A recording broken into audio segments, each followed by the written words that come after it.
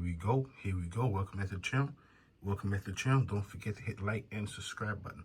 Atlanta is one of those places where it's all about fast cars and a whole lot of money. Imagine that. Imagine somewhere being about fast cars and a whole lot of money. 9 times out of 10, you mess around and you get caught up in an unfortunate situation.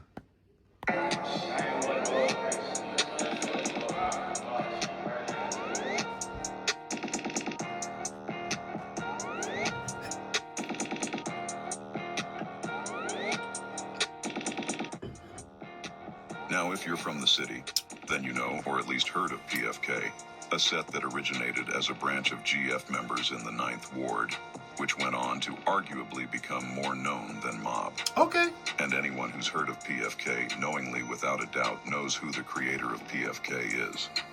Felipe, also known as Felipe Dadon, or Lil One, is Mr. PFK himself. Back around the early 2010s, when everyone in the city was either Blood, Crip, or GD, Felipe would claim PFK, which would also be known as Perp Gang, or simply... Don't forget a whole lot of these gang members from New York to Atlanta to a few other places. They want to be Crip members, Blood members, like the notorious Blood members and the notorious Crip members from California. The home of the Crips, the home of the Bloods. Play for keeps, with the full acronyms of the early PFK gang actually going by PGPFK, meaning Perp Gang Play for Keeps. You already know who that is, man. You already know that PFK Philippe right there. You know what I'm saying? Mr. Sticky and stuff. Let the folk know what's happening. You know what I'm saying? Let them know where you're from and shit like that, too. You know what's going on, man. West side is on, man. Life boy, stand the fuck up, man. PFK, man. They know what the fuck. Gang white. Big stick. For sure. Now, let the folks know, you know what I'm saying, when was you introduced to PFK and when you start, you know what I'm saying, just run around, just busting your move around the city and shit like that? I've been PFK since, well, I am PFK. You know what I'm saying? I stand on that. Okay. Now, Felipe has been one of the biggest faces of Atlanta's criminal underworld. Little Marlo, everybody's trying to figure out whatever happened to Little Marlo. He was an up-and-coming artist. Through a series of his actions in the streets, which essentially make him a big-time dope boy like Marlo in the coming years, which garnered him respect around the 9 and Atlanta's west side. And he has stated that he's known Marlo since a kid, which would essentially give Marlo the green light to move to the 9 and join the early PFK gang Felipe was establishing. Okay. Are you guys biologically related? Nah, but you know what, my mama gave birth to him, couldn't make us no closer, like, that's my brother. You remember the first time you guys ever met? Oh, yeah. See, I've been knowing Marlo since we were young. Like, me and his little brother, though, like, we used to play football and hit grandma on the yard, like, we were young. Okay. So I've been knowing him. You can even find throwbacks of PFK in their early stages, with members hanging around the 9 and flexing their... One thing about Atlanta, one thing about a whole lot of these individuals who indulge in the streets, once certain crimes happen to them, certain type of crimes, you don't know who did it. It could have been recent, or it could have been something that happened way back. Jewelry and possessions they acquired by pushing heavy dope around the area. Okay. We begin to see notable figures and OGs of the early PFK gang like Felipe, Marlo, Brazil, Bomb First, Lucky, Pun, and No Plug, an important figure of this story that I'll get into later. Now, of course, there's more members making up the early crew of PFK, but for now, I'm only mentioning the most reputable. No Plug became popular because what he did to Bankroll Fresh. Imagine that. I mean, was his name, Bankroll Fresh? I think so. Imagine that. These individuals, they mess around, have the same name sometimes. Imagine mess around having the same name sometimes. Well, it sounds so much alike. Because I remember my last video, I messed around, called little Marlo. I call him Marlo Mike. Imagine that. That are involved in this story. Now it is to state that around this time, Atlanta was always known as a get money and player city, which would be evident and shown in our flashy style and motion. This would explain how these gangs operated purely based off making plays and networking, with the city being so connected that the biggest crews in the city would all come together to make money and take over the music industry, with connections rather than deadly gang violence in other cities like Chicago or Jacksonville. Now, as I mentioned earlier, One of PFK's original and reputable members would be No Plug, who grew up around the city's west side and Swats area. Okay. He would eventually move to the 9 growing up in the city's streets, which made him join PFK as he already knew most of their members. No Plug said he from the 9. Imagine that. Imagine moving somewhere and you say, I'm from there now. I'm from there now. Either way, they say No Plug. He wanted to be a rapper. He became a rapper, just a failed rapper. Imagine that. They said, I mean, is he still in the streets? He might be. Imagine that. Let's get back to it, though. And sometime near 2015, No Plug would become heavily tied in with the East Side's very own 2100 Slaughter Gang with rappers like 21 Savage, Okay. who was gaining a buzz in the city both in the music industry and streets. But as time went on, both crews became so tied into the point, they were considered clicked together at one point, forming the traditional L monikers that would be popularized in the use of future gangs in the city like the very own 4L, 3L, and other crews like 5L, 1L, and 10L. Now, if you clicked on this... I told you a whole lot of these individuals, they mess around, they have the same names. Imagine that. But either way, they trying to figure out whatever happened to Little Marlo. Little Marlo, they say he was leaving the studio one late night. He never made it home. It's fair to say somebody know what happened to Little Marlo. But are they going to say what happened to him? I don't know. But who was, Little Marlo? I know who he was. He was an individual. He was making a whole lot of money, they said, on those streets. He used to show his money everywhere he went on his interviews and all that. But somebody, they said they hated on him. Imagine somebody hating on you. And they decide to unalive you. Either way, that's what happened to Little Marlo. Somebody hated him. They decided to unalive him in the wee hours in the morning. Imagine that. It wasn't too late. But it was late enough, fair to say, these individuals, they didn't have to go to work in the morning. Imagine that. So it's fair to say the individuals who did this to Little Marlo, they didn't have a job. I mean, either way, it's still unsolved crime. Imagine that. If you like part 2 of this video, check out part 3. Matter of fact, go check out part 1. And matter of fact, I'm about to put part 1 in the video too. Imagine that. Imagine having part 2 and part 1 in the same video. F-Service TV, they say crime don't pay, but I see him do it. Imagine that. Little Marlo, he was just trying to make some money. That was it. Okay. You're probably already a fan of Atlanta's influential music scene, or of rap in general, which means you've probably most certainly heard of 21 Savage, one of the most popular, successful rappers in the world, which also means you've probably heard him shouting 4L out in his songs multiple times. Now 21 Savage has managed to successfully change his life and image around from his gritty come-up featuring some of his early tracks. I getting money early. I started moving different early.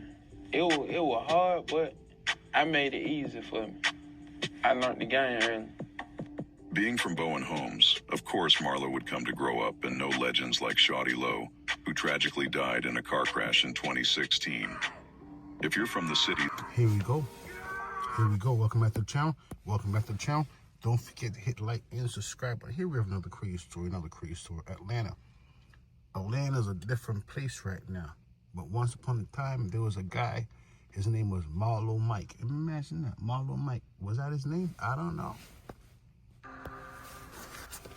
3 shootings in Atlanta overnight. Police say someone shot and killed a man in a single vehicle wreck on the interstate. The people wanted to link Baby Drill to a different murder, and that's the Lil Marlo murder. We ain't even gotta get out and shoot. Y'all ain't gotta need that. Start bitching. I don't even promote that, but they gotta tell me. Little Marlo. This is way back in the days, but not too far back. In the early 2000s. The late 2000s. When Atlanta had individuals like 21 Savage, the Baby, they try to make a name for themselves. This when young Marlo's around though. difference when it's like right there. You experiencing this shit like it's like a battle. Man, fuck that shit. I'm trying to kill Lil Christo. They gonna be another dead Okay. off. Facts say that's another dead off. Lil Quan, that's another dead off. Okay. That nigga was hella deep. That nigga was about like 100 deep or some shit. And he's the only one that got hit? Yep. Damn right, I'm worth 50 million. I ain't finna let none of y'all niggas, dusty niggas, kill me. Nigga had got hit. Damn, he should have died. There's so much going on in that apartment complex. Okay. It's just nuts. They're all throwing them gangs. Atlanta's a crazy place. At least back then, Back then, all these individuals wanted was a reputation. They wanted fame too. They received it. But they had to pay a price. At least some of them, at least. Okay. Breaking news, a man is dead after a shooting. You the one who brought drill to Atlanta. I did. Big boy ass shit, man. Get in there, man. Fuck around there, man. On Pete. Perhaps the shooter didn't realize is that there's a surveillance camera right over there. No God, he sent me down no road that he think I can't handle. Okay. I woke back up, he was still shooting. Man shot, over 30 rounds. He killed his mama too. Shit, nigga, stop playing with me, nigga. I am PFK pussy. Give a fuck how a nigga feel, nigga. See me. Killed that bitch dog, now that.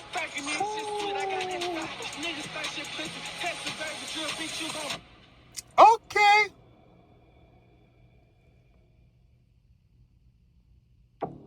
On July 11th of 2020, 30-year-old Rudolph Johnson, better known as Lil Marlo, was driving.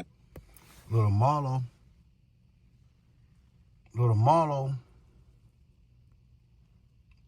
was leaving the studio. He never made it home. Matter of fact, Little Marlo's death is unsolved up to today's date. I'm trying to figure out who did this to Little Marlo and why. Have to admit, it's about time, though. It's about time those individuals face responsibilities. Imagine that. Imagine facing the responsibility for the crime you committed. I'm just talking. That's it.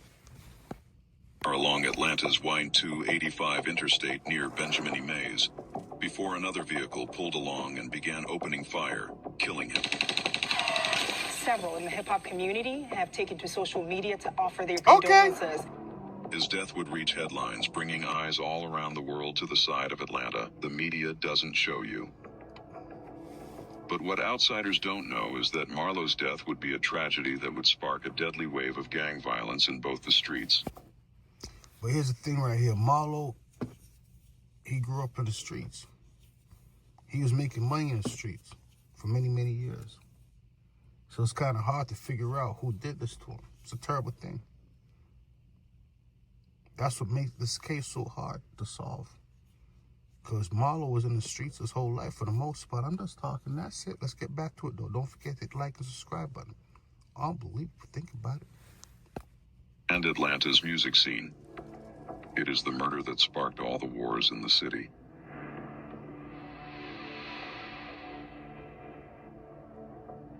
Okay.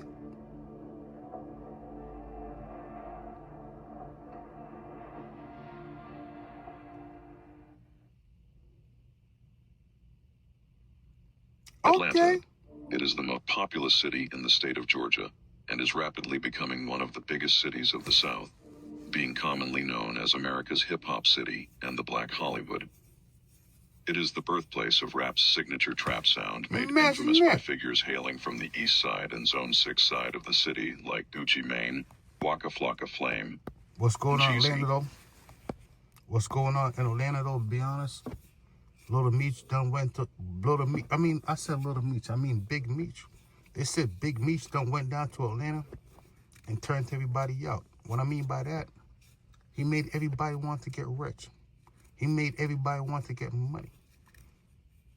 That's what I heard, at least. Either way, imagine that. Big Meech, he free right now, though. Big Meech free. And he's still wearing diamond earrings. Imagine that. Imagine doing 20 plus years and you come out and you're still wearing diamond earrings. Let's get back to it, though. And while many tales have been told of the newer generation hailing from Atlanta, such as the player style associated with Rich Homie Quan and Lil Baby, or the now infamous Atlanta drill scene with figures like Baby Kia and Anti the Menace, there are many legends surrounding the old Atlanta that aren't discussed in mainstream media. And to understand a story like this, I must first take you back to those times. Simpler times, before niggas started moving here and kicking us out our hoods, making rent high as fuck. Imagine that. Okay.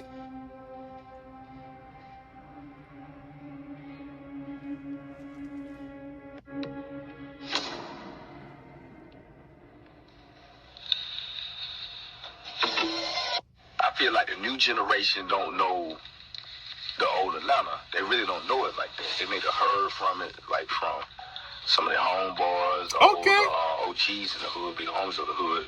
You know what I'm saying? I know their uncles and fathers, but they don't really know. You know what I'm saying?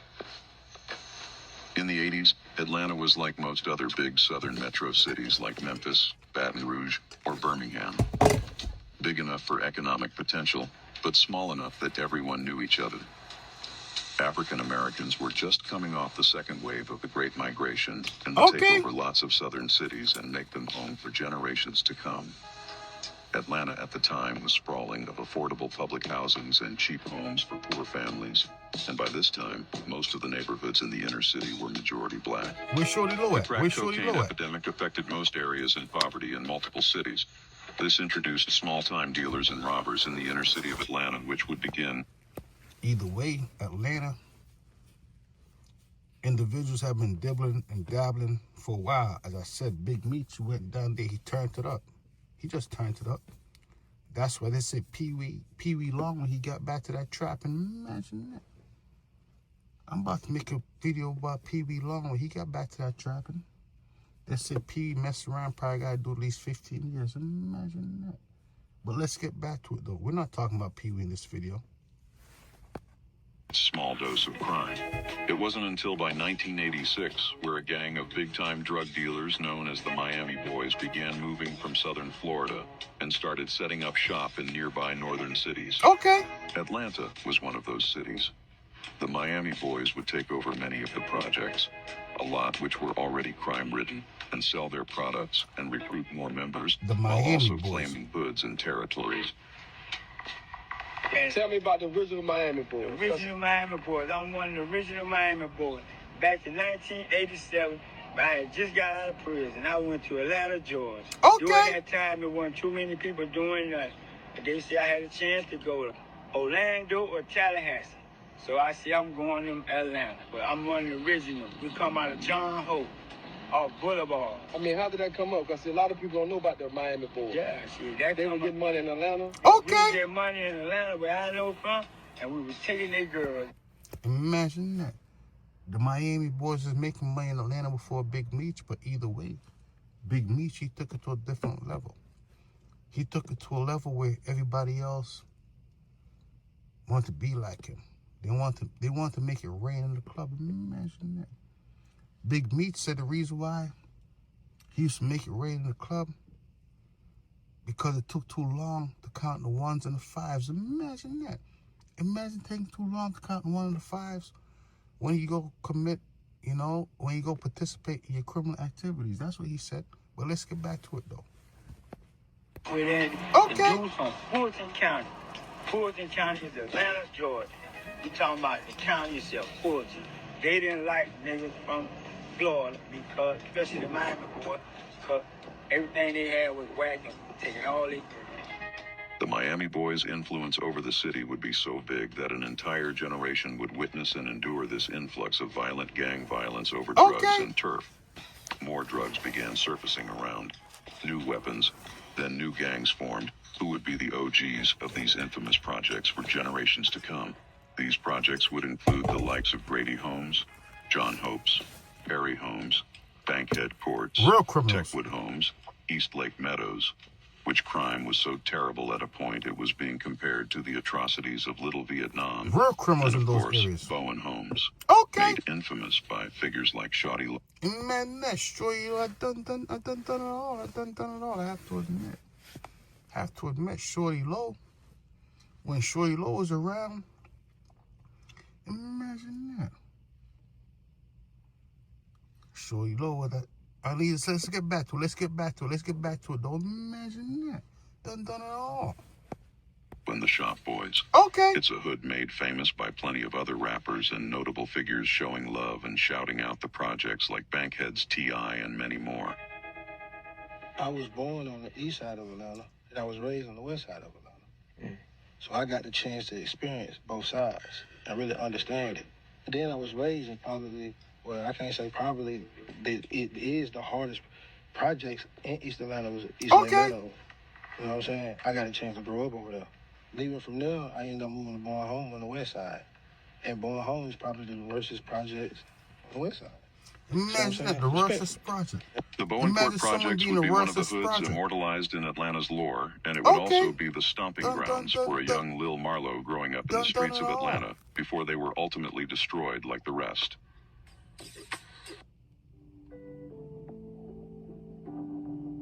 Okay. Marlo, that guy. He just wanted to be a celebrity. He just wanted to be known. He wanted to be famous. Then somebody said, Rudolph you know Simmons Johnson, also known as Marlo, I'm gonna hate on him. was born May the 1st in 1990 in Atlanta to two average parents trying to make amends in one of the city's most notorious ghettos, Bankhead. Bankhead is located on the city's west side, and they said if Marlo was still around right now, he'd be 36 years old. Imagine that. I have to admit, a whole lot of individuals know what's going on in Atlanta. But Atlanta's one of those places, though. You know what? Let's get back to it. Though. Imagine that. Let's get back to it, though. The city's borders of Zone 1, the first out of 6 zones to make up the Atlanta PD's patrol routes. Bankhead at the time would home some of the most dangerous projects in this era of the city, and arguably still does. This is where Marlo would spend his time growing up, as Bankhead was the neighborhood of the Bowen Homes projects until 2009. Not much is known about Marlo's early life, but in various interviews he goes in depth into his early childhood and how the streets seemingly chose him from a very young age. Growing up in the projects, young, wild, you know, I caught early though. Okay. I learned how to, like I was ahead of like people my age. Like I used to go hang with all the older people from the hood, get all the game, soak the game up, come back, run. Marlo said he used to hang around the old criminals. They messed around, they called it game. Imagine that. Check out part 2 of this video. Don't forget to hit like, subscribe button. They say crime no pay, but I see him do it. Do I see him do it? Here we go. Welcome to the channel. Don't forget to hit like and the subscribe button. Here we have another crazy story. His name is Brick Baby. He was from, was Brick Baby from Compton? Maybe. I don't know for certain. Imagine that. He was definitely from California. Brick Baby might mess around. Baby might mess around and become a 3-striker. If you don't know what a 3-striker is in California, it's crazy. They say in California they don't tolerate any type of violence. But for some reason, Brick Baby said, you know what? I'm about that life. Let's get back to it though. Point, you go to juvenile hall. Was it over that incident or? Nah. Juvenile hall. That was earlier. Yeah. Cause then you moved to Atlanta around 17. Okay, so I was already when I got shot at 19, I was already living in Atlanta. Right. Yeah, I moved. Right, I went to college in Atlanta, so I went to juvenile hall. Okay, 12th grade. What I'm trying to figure out, Brick Baby. He said he went to college in Atlanta. I'm trying to figure out why Brick Baby decided to go from to go from college to a gangster. Imagine that. Imagine go from college to a gangster. You would assume that you go from college.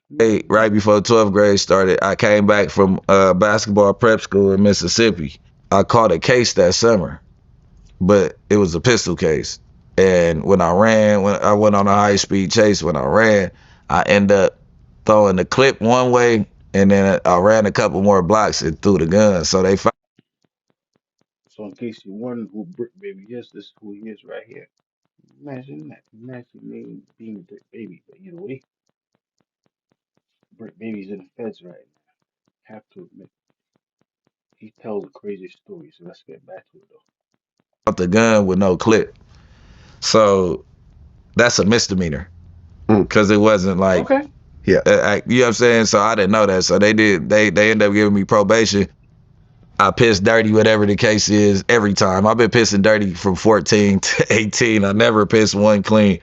So I end up getting violated. And while I'm there, I get an acceptance letter from Clark Atlanta University. So you would think that basically Brick Baby's one of those individuals where he just wants to be part of the streets. He became part of the streets. Now he's part of the feds. Imagine that. And moving forward, his life will never be the same again. I'm just talking. That's it. Let's get back to it though. Is that the truth? Either way, they said Brick Baby was out there. He was doing the most when he was out in free society, walking around with firearms, to his job, doing interviews. That was his job, showing firearms. Imagine being a felon and he's showing firearms. I'm so cool. I'm so cool. Brick Baby is one of those guys right there. He says he used to hang around the gangsters. Now he's still hanging around the gangsters. The only difference is the ones that are locked up. Imagine that. Imagine being locked up, hanging out with the gangsters locked up. It's a terrible thing. Feel like this for you to check him out next to me. Either way, what's going on, Brick Baby though? So the judge does a direct release like soon as I get the acceptance letter. No, he doesn't. It's July, and he like, well, what day do you start orientation? He let me out Okay. 2 days before orientation, so I couldn't do no gang banging or nothing. So I end up going to Atlanta then. But Imagine that. Brick Baby said he couldn't do any gang banging or nothing. Imagine that. Imagine looking forward to do gang banging. Okay, I understand. Have a much better idea why not Brick Baby or he lost that. Imagine that. I ain't got a chance to do gang bang, man. Imagine that. I was hoping to do some gang bang, but I didn't get a chance to. Here we go. Here we go. Welcome back to the channel. Welcome back to the channel. Don't forget to hit like and subscribe button. Here we have another crazy story. Another crazy story. Lil TJ Offset. Lil TJ and Offset, they said they was at a casino in Florida. Then something went wrong. But I'm trying to figure out what happened though. What really happened though? Offset broke. Oh yeah, I'm gonna tell y'all the stream too. That broke. That pop. I'll tell y'all a true story. I ain't got nothing to do with that shit in the casino. He was pop. He was panicking. He was asking random people for cash apps. He was broke. I don't know what happened. Nobody was answering his phone call. He popped, trying to run up, chasing. Must got a gambling addiction. And the nigga says, yo, he just popped. He calling for cash apps in front of me. I ain't gonna lie to you. The first 5 I offered, I'm like, yo, you pop. You waiting for some bread? Waiting for my money. I swung that nigga 5. You know how I get. He gets popped. Not us two dicing each other. He gets popped straight to the casino. Goes not. He get another loan from somebody else for like 2 bands. I don't even take my loan. I'm like, that's Offset. I'm good on my money. I'm worried about this. I got mad, bread. I definitely run off for 5 bands. He pops for the next band. He get 2 bands. He get a band from a random lady. I swear to God, I don't know who the she was. He's like, yo, thanks, ma. He pops that. Throw another 5. So I see like 13 bands in loans. I don't know who got paid back that day. You feel me? Bro, where's my mother? This ducked me for so long, boy.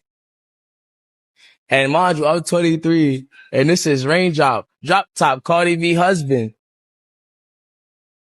And I'm only talking crazy because he was talking crazy. Like, why? You was talking crazy to me over my bread. I still go hard. And I beat him up on his birthday, but I'm not even, you feel me? Gangsta, I was too, you know what it is? I'm that good type of nigga. Like, I'm gonna give you a little bit of me. I was 230, or like, it was like I couldn't even do that time, fo. And Cardi B walked in the spot. I was like, yo, I couldn't even address it because my nigga's so aggressive sometimes that if he says something crazy, you won't even know he gonna get like you know how some people just know it's over. Like, feel me? Like, what? I don't know. Is that what happened? Was Offset at the casino?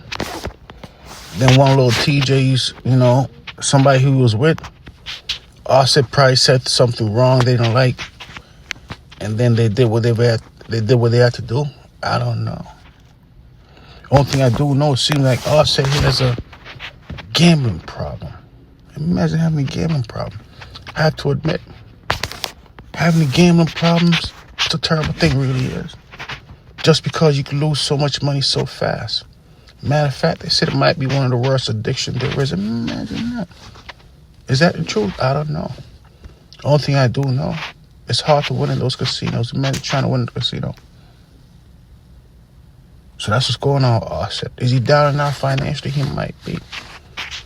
I don't know. I'm just talking, that's it.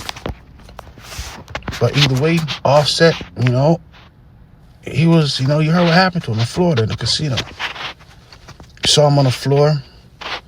Hopefully he'd be okay. I wonder what happened. Have to admit, somebody's going to jail. Imagine that. Imagine somebody doing something bad like that to a famous rapper and not going to jail. Either way, they said little TJ, did he have anything to do with it? I don't know. They said that, you know what? Maybe something happened to him too. Either way, these rappers, instead of doing music together, I guess they don't want to. Either way, they said Offset, he owed little TJ some money. He said, I'm not paying you back. I'm not paying you back. Imagine that. That's so disrespectful. Is that the truth? I don't know. Imagine somebody borrowing money from you. And they said, I'm not paying you back. He said, you're not doing what? I'm not paying you back. He said, okay. Believe it or not, that's probably one of the most disrespectful things in the world, I have to admit. It really is. Make it even worse than say, no, come take it. Imagine that. Now you gotta take your own money from somebody. Imagine that. It's probably not a good idea to let anybody borrow any money while they're at the casino. I have to admit, once you're at the casino, once you have to borrow money, that means you're not having a good day. Very rarely do you lose a whole lot of money in the casino, then you borrow money, and you win it all back. It happens, but very, very, very rarely. So that's what's going on with Offset. Little TJ, he's known to be involved in all type of unnecessary criminal activities. This might just be another one. I'm just talking that shit. Don't forget, he used to hang out with individuals like K-Flop back in the days. They're from Brooklyn. Those individuals from Brooklyn these days, they have no respect. They really don't. All they want to do is wear fancy jewelry, drive around in fancy cars, and tell everybody else that they're poor. Imagine that. They're broke. Imagine that. He broke. You like this video, check out my next one. Imagine that. Offset.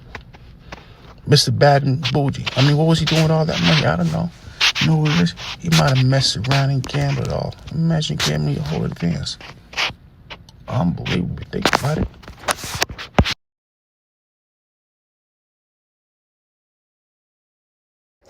Here we go. Welcome back to the channel. Don't forget to hit the like and the subscribe button. Here we have another crazy story. Pooh Shiesty. He's in the feds right now as I'm making this video. Lil Durk. He's in the feds right now as I'm making this video. Two rappers. What they have in common? Playing around with firearms. Imagine that.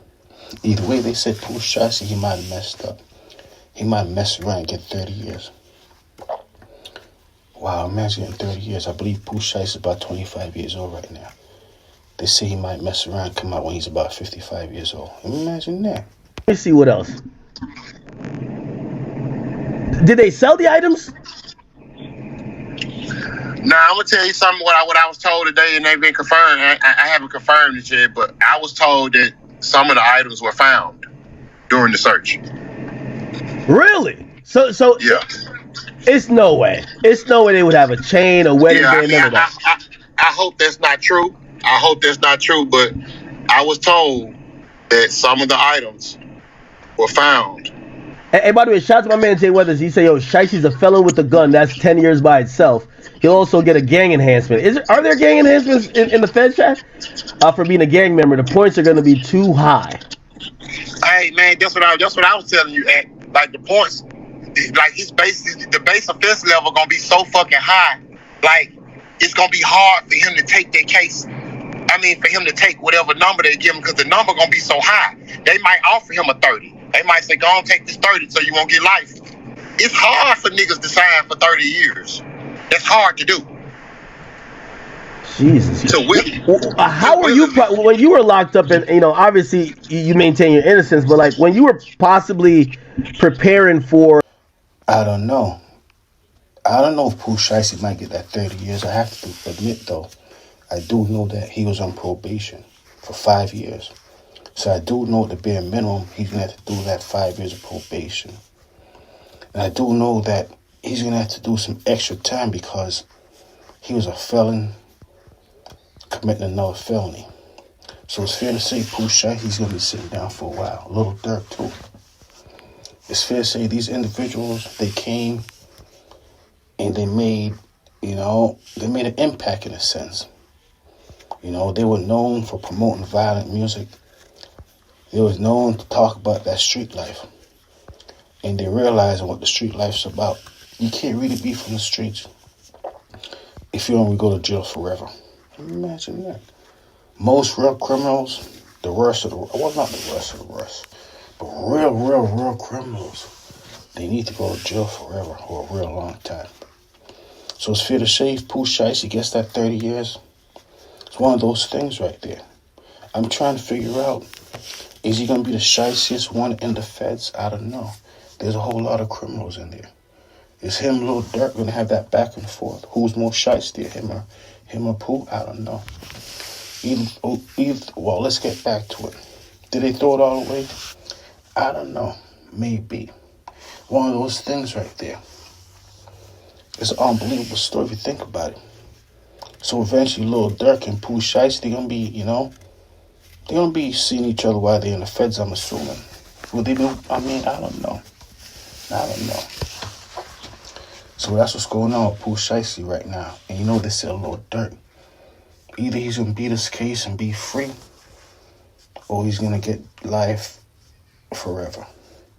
They said Pooh Shiesty, either he's going to mess around and accept that 30-year, plea, or he might mess around and go to jail forever. Imagine that.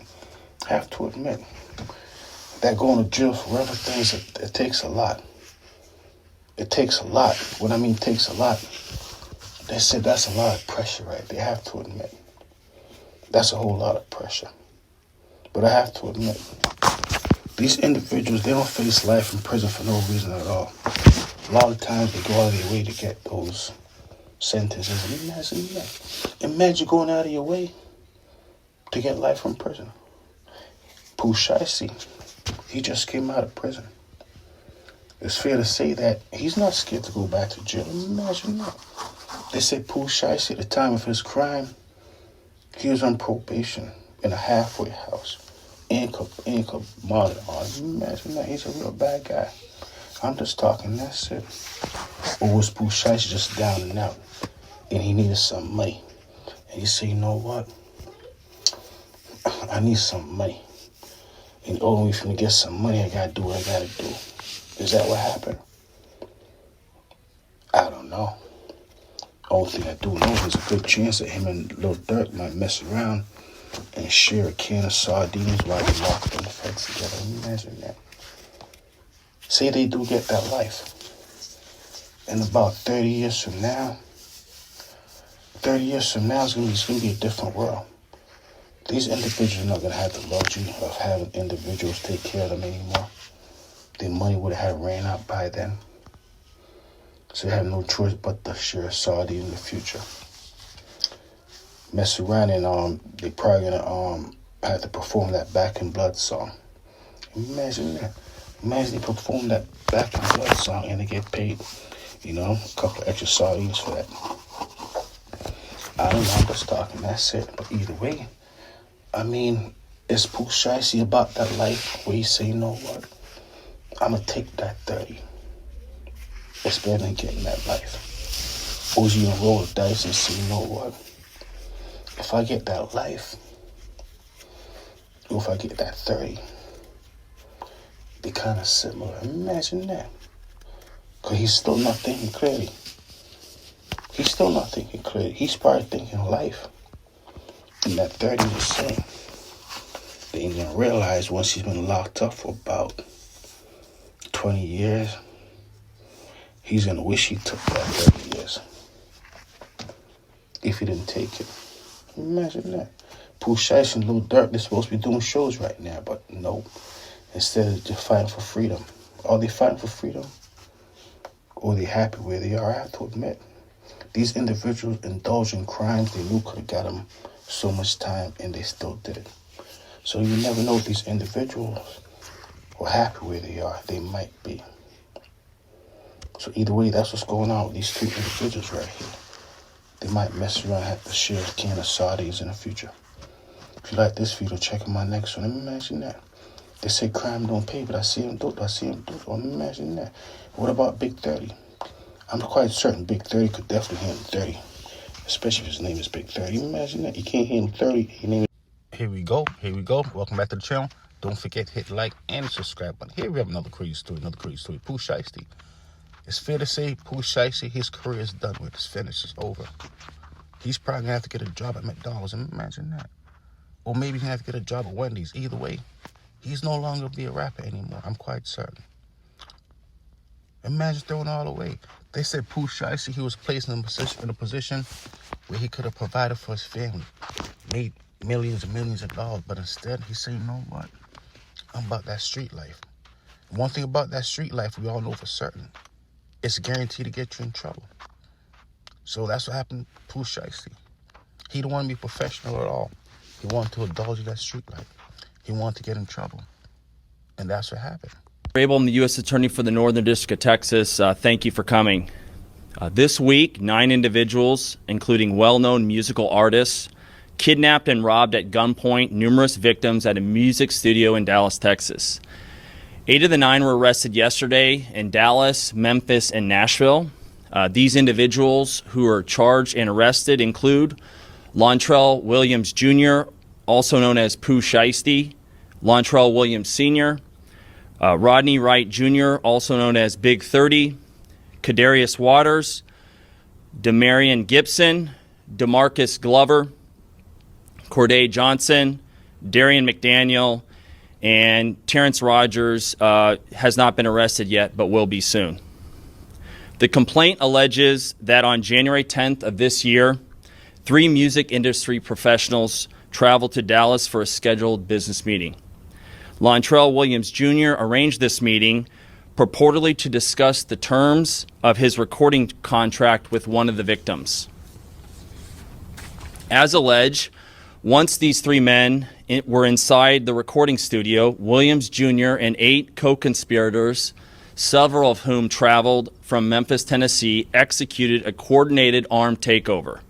As alleged, Williams Jr. produced an AK-style pistol and forced one of the victims to sign a release from the recording contract at gunpoint. The remaining conspirators displayed firearms and robbed the other victims of Rolex watches, jewelry, cash, and other high-value items. One of the victims was actually choked by one of the defendants to the point of near unconsciousness. Defendant Wright barricaded the studio door with his body to prevent the victims from escaping.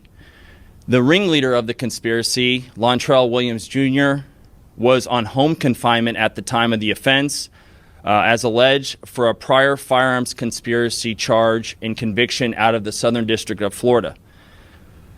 Towards the end of his prison sentence, he had been granted home detention. Part of the terms of his home detention were that he would not commit another federal offense or possess a firearm. His father, Lontrell Williams Sr. The thing is, Memphis is a different place.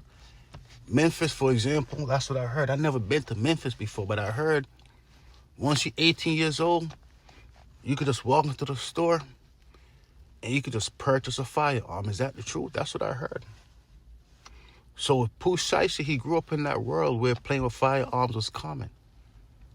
Not only that, they walk around those firearms exposed. You know, most states, let me not say that. So basically, Pooh Shiesty, he basically grew up in the Wild Wild West.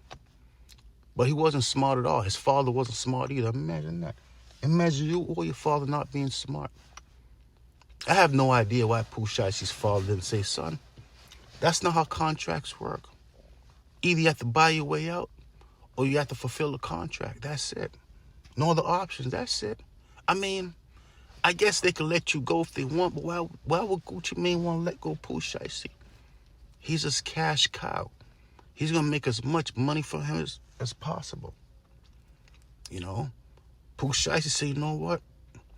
I don't want to be in this contract anymore. And he didn't have the money to buy himself out.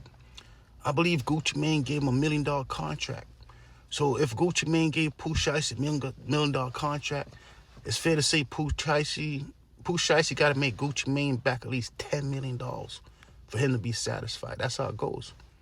These individuals, when they give out these contracts, they want 10 times back. Imagine that. That's why most of these rappers, they go broke. They're always in the red, that's why. But either way, Pooh Shiesty, he's in the feds right now. Either way, nobody's going to want to do business with Pooh Shiesty anymore. They know he can't be trusted. They know he's really shiesty. They know he's really like that. Imagine another record company say, you know what?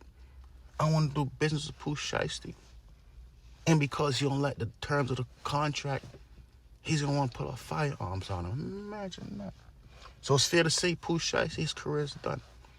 I love to see Pooh Shiesty one of those drive-thrus. I'm quite certain I will.